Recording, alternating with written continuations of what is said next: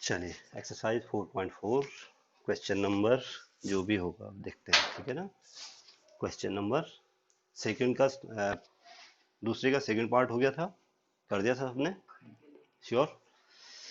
Question number third, question number 3 शुरू करते हैं। थोड़ा ध्यान से देखो, बोल रहा है क्या एक ऐसी आम की बगिया बनाना संभव है जिसकी लंबाई चौड़ाई से दोगुनी हो। लंबाई क्या हो, चौड़ाई से दोगुनी हो और उसका क्षेत्रफल 800 वर्ग मीटर हो। अगर संभव है तो आप उसकी लंबाई और चौड़ाई बताओ, और संभव नहीं है तो आप लिख दोगे संभव नहीं है। एक सपोज के लिए ये कोई आम की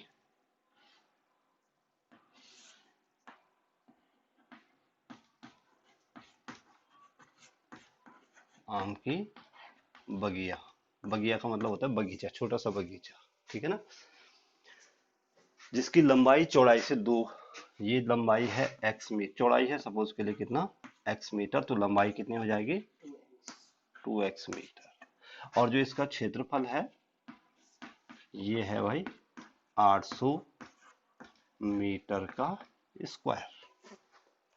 क्षेत्रफल कितना है 800 वर्ग मीटर। लंबाई चौड़ाई की कितनी गुनी है, दो गुनी है। लंबाई चौड़ाई की कितनी गुनी है, दो, ठीक है। तो हम हमेशा वो भुजा मानो जिस पे कि शर्त दी हुई है। यहाँ पे क्या बोला हुआ है कि चौड़ाई की दोगुनी है, लंबाई क्या है, तो हम चौड़ाई मानेंगे। अगर लंबाई पे शर्त दी होती तो हम लंबाई मानते, ठीक है ना। अमन मान लेते हैं, माना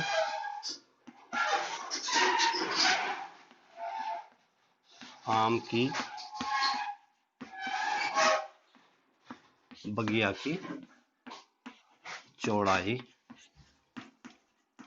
कितना मीटर है, x मीटर है, ठीक है। अब प्रश्नानुसार प्रश्न में दिया हुआ है आम की बगिया की जो लंबाई है भाई वो चौड़ाई की दोगुनी है, तो कितना हो जाएगा 2x मीटर। लंबाई चौड़ाई की दोगुनी, ठीक है। और क्षेत्रफल कितना है भाई, क्षेत्रफल कितना है 800 मीटर स्क्वायर। क्षेत्रफल हमेशा मीटर स्क्वायर में लिया जाए या इकाई का स्क्वायर में लिया जाए। जो भी इकाई दी हो, मीटर दी हो तो मीटर, किलोमीटर दी हो तो किलोमीटर, सेंटीमीटर दी हो तो सेंटीमीटर। क्षेत्रफल हमेशा स्क्वायर में और आयतन हमेशा क्यूब में। क्यूब का मतलब 3 घात, ठीक है। तो आम की बगिया की जो लंबाई है वो, सॉरी क्षेत्रफल है वो 800 मीटर स्क्वायर है। अब आप जानते हैं कि लंबाई और चौड़ाई दी हुई है, यानी कि दो भुजा वाला, दो भुजाएं दी हुई, दो विमाएं वाला, ये तो आयत होगा या वर्ग होगा, ठीक है ना। तो लंबाई चौड़ाई किसकी दी हुई है, क्योंकि लंबाई दोगुनी है तो इसका मतलब है एक भुजा छोटी है एक बड़ी है, इसका मतलब ये आयताकार बगिया है, ठीक है ना। तो आयत का क्षेत्रफल क्या होता है, लंबाई गुणा गया चौड़ाई, तो इसलिए क्षेत्रफल होता है भाई लंबाई गुणा गया चौड़ाई बराबर कितना हो गया 800। लंबाई है 2x इंटू एक्स बराबर 800, एक्स एक्स गुणा होके कितना हुआ एक्स स्क्वायर, और 800 इस दो को इधर बट्टे में ले आओ, ठीक है ना। तो एक्स स्क्वायर बराबर कितना हुआ 400। अब आपको ये ज्ञात करना है कि ऐसा संभव है या नहीं है, तो हमें पहले एक द्विघात समीकरण बनानी पड़ेगी भाई। पहले क्या बनानी पड़ेगी, तो ये हो गया एक्स स्क्वायर माइनस 400 बराबर 0। समीकरण number 1, x square minus 400 equal to 0 आ गया। अब हम ये सिद्ध करेंगे कि ये बनाना संभव है, ठीक है। अगर संभव होगी तो हम ये सिद्ध करेंगे संभव है, नहीं होगी तो हम लिख देंगे नहीं है। अब कैसे पता लगेगा कि ये बगिया बनाना संभव है या नहीं है, उसके लिए तरीका क्या है, उसके लिए तरीका ये है कि आप इसका विभक्तिकरण निकालो और इसके मूलों का अगर अस्तित्व है, इसके मूल वास्तविक है तो ये बगिया बनाना संभव है, और अगर इसके मूल वास्तविक नहीं है तो बगिया बनाना संभव नहीं है। तो मूलों के लक्षण निकालने, मूलों के लक्षण निकालने का मतलब विभक्तिकरण निकालना, ठीक है। तो अब देखो समीकरण फर्स्ट की तुलना किससे करेंगे? आदर्श द्विघातीय समीकरण। क्या होता है? ax square bx plus c equal to 0 से करने पर a का मान कितना आया? a क्या होता है? एक्स स्क्वायर का गुणांक, तो कितना है? 1। b का मान कितना आया? b का मान कितना आया? x का गुणांक, x है ही नहीं उसमें, तो x का गुणांक 0। और c कितना आया? -400। a b c निकाल दिया। अब इसलिए समीकरण का निकालो विविक्तीकर, समीकरण का विविक्तीकर। कल बताया था समीकरण का विविक्तीकर, लास्ट चैप्टर में, लास्ट क्वेश्चन में। d equal to b square minus 4ac d equal to b square, b का मान बोलो 0 का, -4a का मान बोलो 1, c का मान बोलो -400। तो d इक्वल टू 0 का स्क्वायर तो 0 हुआ, और माइनस का क्या हुआ?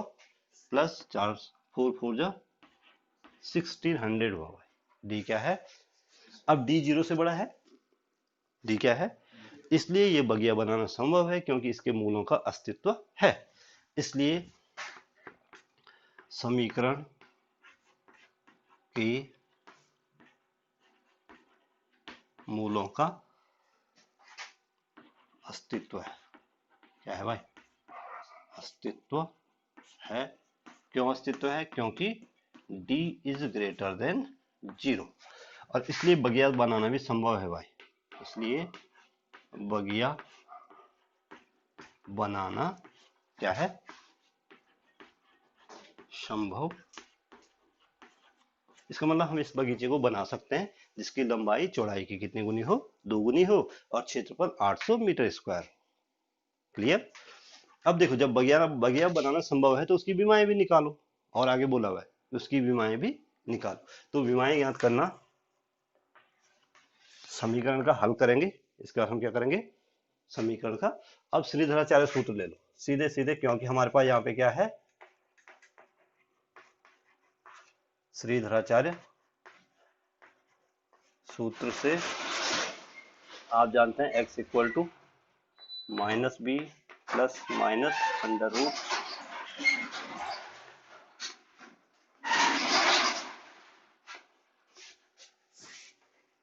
बी स्क्वायर माइनस 4ac बटे 2a, यही होता है। तो x इक्वल टू हो जाएगा -b का मान कितना है? 0, plus minus under root b square minus 4ac का मान कितना आया अभी? 1600, और बट्टे 2a का मान कितना है? 1। तो x इक्वल टू सीधे सीधे ये तो हट जाएगा। 1600 का स्क्वायर कितना हुआ? 1600 का स्क्वायर रूट हुआ 40, और बट्टे 2, x इक्वल टू कितना? 20। अब हमें चूंकि मूल नहीं पूछे हुए हैं, हमें सिर्फ ये पूछा हुआ है कि बगिया बनाना संभव है या नहीं है, और उसकी लंबाई चौड़ाई निकालो। तो x का मान निकाल दिया हमने, एक मान बहुत है मान लिया, और इसलिए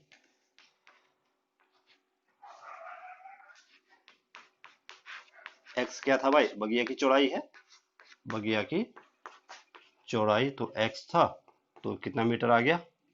20 मीटर, और लंबाई उसकी 2 गुनी थी। लंबाई कितना था?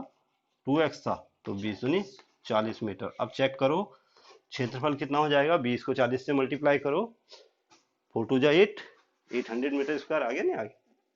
तो यहीं पे ये चेक हो गया भाई, ठीक है? यहाँ पे ये आपका आंसर हो गया।